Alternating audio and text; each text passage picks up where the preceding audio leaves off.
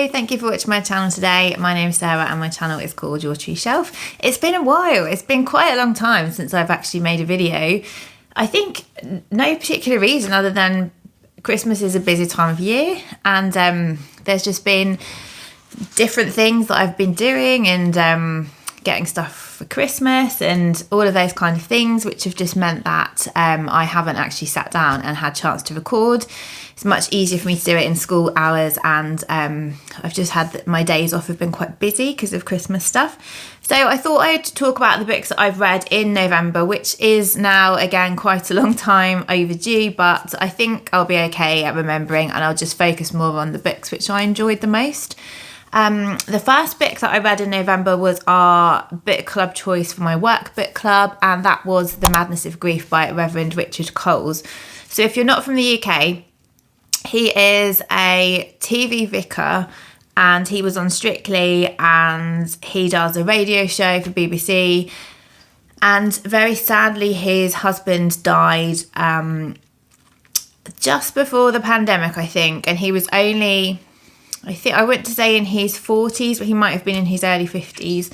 And it's basically about how it was for Richard Coles to have a partner who had a chronic illness. So his partner was alcohol dependent and he died as a result of complications of that. And it isn't really focused on alcoholism at all in the book, but it's focused on what it feels like to be a widower and at quite a young age, and it talks about his role with the church and that kind of thing as well. So it was an interesting grief memoir. It was quite short, and his writing style was really good. It was very readable, but the subject was quite sad, and I probably wouldn't have chosen to read a memoir about grief, especially at this time of year, but it was our book club choice, and I don't regret reading it at all. I gave it 3.5 stars, but I wouldn't generally choose to read about something quite so sad. Then the next book that I read was as part of a 2-year-long readathon, which I have mentioned before. So Katie at Books and Things is doing a Dickens read-along over the course of 2 years, where we read his books in publication order, and I read The Pickwick Papers by Charles Dickens, which is the first book that he ever published, and I really liked this book. It was quite hard to get because it's not one that's stocked in bookshops. If you look through Waterstones and places like that, they have lots of Dickens, but they don't generally have The Pickwick Papers, and when I ordered it from Blackwell's, it took quite a while to come. But anyway, so this is a book. It's kind of like an episodic novel. It almost feels like interlinked short stories, but there's a couple of overarching plot points. So we're following Mr. Pickwick and 3 of his friends, Mr. Snodgrass, Mr. Winkle and Mr. Tupman, through their sort of middle class adventures, and they travel the country meeting different people. Mr. Pickwick has a servant called Sam Weller, who is an absolutely hilarious character, and it's about the sort of scrapes that they get into and the characters that they meet along the way. You could almost read each chapter as a standalone short story. There are a few bits which sort of link together, but it's not like his later works where there's sort of an overarching plot, and I'm not sure if this was actually intended to be a novel or not when it was written, or whether it was whether it was supposed to be like little episodes to publish individually. And it was really funny, so I did not expect it to be so amusing, but I laughed out loud so many times. I listened to the audio version from Audible, narrated by Rory Kinnear, who did an amazing job, and almost all of the Dickens Audible versions are free, which is great, and they're really well performed. And I really enjoyed this. It was very long.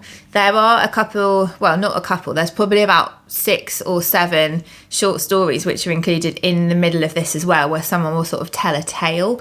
And sometimes I was in the mood for those and sometimes I wasn't, but I ended up giving this 4.5 stars, and this was a great start to the Dickens read-along. I then read one of the books which I'd chosen for my autumn TBR, and that is The Hobbit by J R R Tolkien. So I'm not sure if I'd ever read this before. I definitely remember at school that we started this book, and I can't remember if I finished it at school or if we sort of read pieces of it. I was a little bit, dare I say, I was a little bit disappointed because everything was very neatly wrapped up all the time. So Frodo would come across different challenges and different things that need to be sorted out, and it was all very like, oh, and then this thing happened, what a coincidence, and it all got wrapped up and they could move merrily along to the next part. And I did find that a bit irritating. I suppose it is for the younger readers. I thought that the world building was excellent and the writing was excellent. The pictures are really beautiful.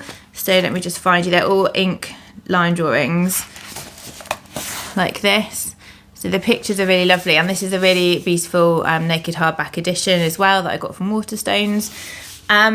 I don't have masses to say. Obviously, Tolkien is sort of like a founder of fantasy, and you know, this was very original text and everything, but I was just sorry, but I was just a fraction disappointed, and I gave this one 3.5 stars.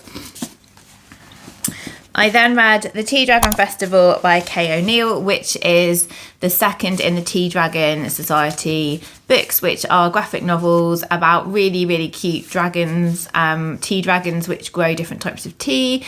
And I can't remember like masses about it now because I read it really quickly. It only takes like half an hour or so to read the whole book. The artwork is really beautiful. I got this from the library, so if I can find any pictures to insert, then I'll pop them up in the corner. But they're really cute, cozy books, and it was really enjoyable.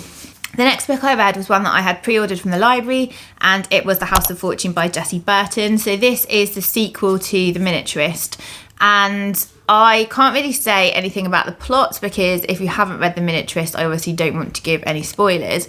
The Miniaturist is amazing, and if you haven't read it, like please read it because it's so good. And The House of Fortune picks up 18 years after The Miniaturist finishes. So I can't tell you anything more about the plot. We're following the same group of characters. It's absolutely wonderful. Like, Jessie Burton hasn't done any less wonderful work than she did with The Miniaturist. I thought it was wonderful, like the sense of place, being in Amsterdam, the time period, the characters that you really get to know, talking about the past and the present and secrets and things, and trying to protect people from secrets, and love, and being 18 years old, and all of those things. It was done really, really well, and I gave it 5 stars. I really loved it. Next, I fancied something quite light on the Audible scale. So after I had finished Dickens on Audible, then I was quite lucky in that one of the library books that I had one of the books I'd reserved on Libby came in, which was The Road Trip by Beth O'Leary. So I have read The Flatshare and The Switch by Beth O'Leary already, and I listened to them on Audible, and I always really like the audio performances of her books, and I knew that this would be light and enjoyable, and it was. I really loved it. Beth O'Leary's books so far have all been wonderful for me. So this is following 2 characters. Now, can I remember their names? Probably not. No, I can't. So we've got our main male and female lead, who we're doing dual timeline. And basically they meet when she is looking after a property in Spain for family, and she's staying there looking after the house, and he comes as a holiday guest, and that's how they meet. And they really quickly form a connection and fall in love. And then we know they've broken up, but we don't know what happened. And when she is on the way to her really good friend's wedding, she is in a car accident, and the car which has crashed into hers is the boyfriend who she's now broken up with, and they end up having to share a car. So him and his best friend, her sister, and this random other guy end up sharing a car to try and get to this wedding on time, which is at the other end of the country. And obviously, because they're in a confined space together, then they have to deal with the previous breakup. And it does touch on some more serious issues, like it does with Beth O'Leary's books. Are light and uplifting, but they also do touch on more serious issues, and this one has a mental health focus. This one talks about depression, and I really, really enjoyed it. It was really like engaging and sweet and funny, but also, like I say, dealing with a bit more serious topics, and it didn't disappoint for me, so I gave that one 5 stars. I really liked it. Then I had a book which was on my 5-star predictions list, and this did not disappoint either. So this is Where the Crawdads Sing by Delia Owens. So I was sort of put off this book because I was pretty much the only person in the world who hadn't read it, and I'd heard so many people raving about it that it instantly put me off. Stubborn, I guess. But it didn't disappoint. I really loved it. So we are following Kaya, who's also known as the Marsh Girl, and Kaya is growing up in rural America, so North Carolina, in the 1960s, and her mum, right at the beginning of the book, her mum just disappears and just leaves the family household. Her dad is an alcoholic and he doesn't look after the kids at all. And her older brothers and sisters are quite a bit older than her, and they sort of slowly leave the home and leave Kaya to fend for herself. And so she's never been to school, she doesn't have shoes, she's having to like cook for herself, make money for herself, which she does by selling mussels, which she goes out on the family boat and digs mussels and sells them. And she's really trying to fend for herself when it's her sort of coming of age story as she grows up.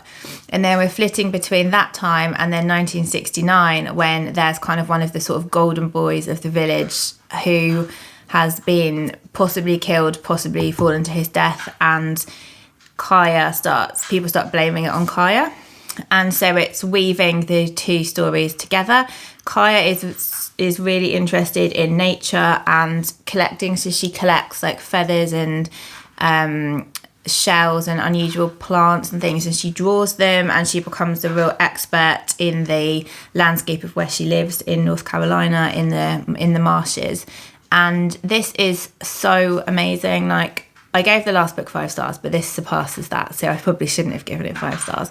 This is so evocative of place and the characters. You get to know them and love them so much. Like, I cared about Kaya so much. I cared about the people who she was involved with so much. And obviously I cared what was going to happen with this investigation.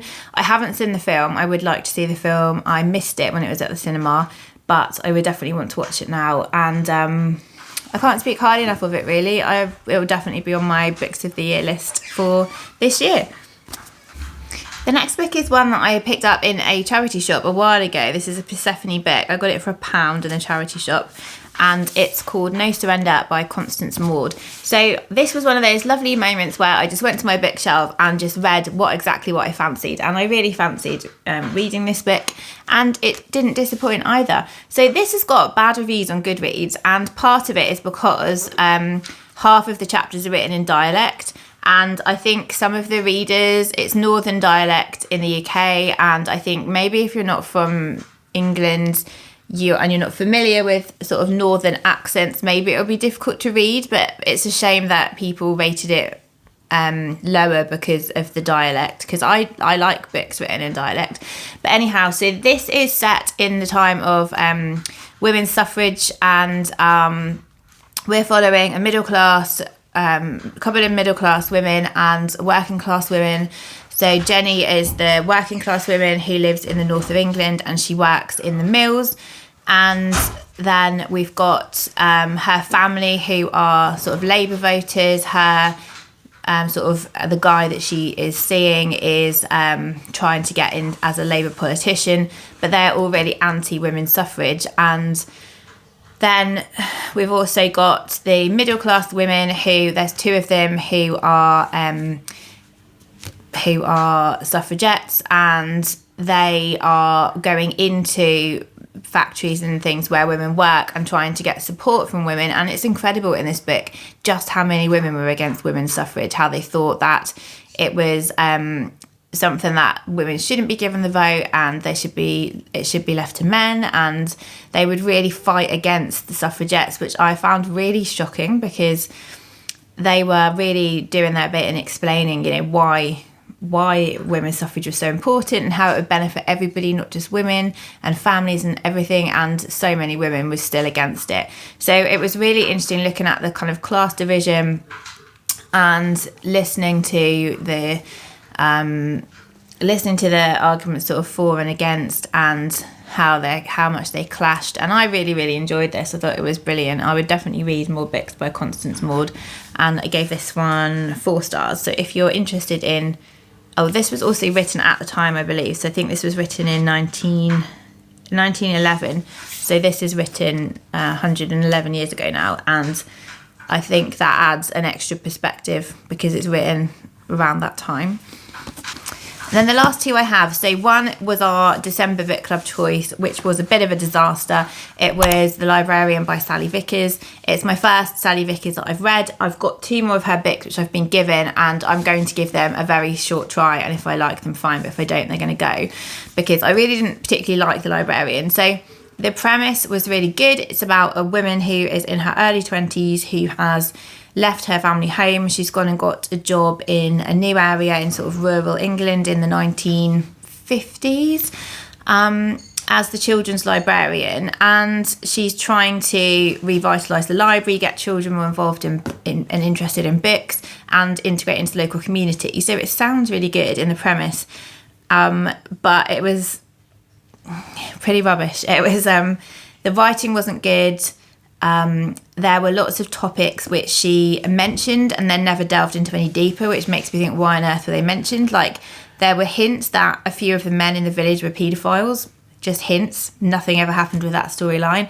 There was marital affairs, there was people having like mental illnesses, there was just alcoholism, just different things which were mentioned and then never mentioned again. So we all felt like they were just like, she was sort of trying to include big topics but then didn't have the sort of skill to go any deeper with them. There's also a marital affair with the village GP, who is just awful. There is most of the book, I'd say like 85 to 90% of the book is set then, and then it suddenly jumps at the end to present day, and you just get this really quick sort of run through of what happened to all the characters, which are all very neatly tied up, and we didn't really like it. It was disappointing, and I don't want to waste any more time talking about it. And then the final book that I read was a gift from my friend, which is called Are You Really Okay by Raymond Kemp, and this is a non-fiction book. This is a kind of memoir, but it's basically about, he's a DJ on Capital FM, I believe, and his dad was also in the group Spandau Ballet, and he was at work one day and his best friend was his radio producer, and he didn't turn up, the radio producer didn't turn up for work one day, and it turned out that he had killed himself, and it was completely out of the blue. Like, nobody knew that he was struggling with mental health or that he had depression or he'd even thought about suicide. It was a complete shock. And so Raymond has written this book about mental health, and he's telling his story and his own struggles because he suffers with depression, and he is telling his life story sort of so far, but around mental health and around what it's like to grow up with a famous dad, and about how his dad seems very grounded and sort of gave him a lot of help and advice on mental health. And also he's got a very, very close family, which is really lovely, and he seems like a really nice guy, and his stories were really interesting. I thought sometimes the focus was a little bit too much on him and a bit less on the mental health side of things. I think because he didn't want to make it too hard going to read. I think he wanted to get lots of people reading it, especially men, I think, because it's about as well how men are less likely to seek help for mental health problems. And I thought he did a good job. I found there was a couple of medically incorrect things in there, which I thought was annoying, because that should have been picked up at least by the editing team, or should have been fact checked before it was put in the book. I don't think anyone else would notice those things, but I did, obviously, given my job. So I gave it 3 stars, but that was mainly because for me, I guess it didn't give me that much new information because of my job and because I deal with mental health at work like every single day.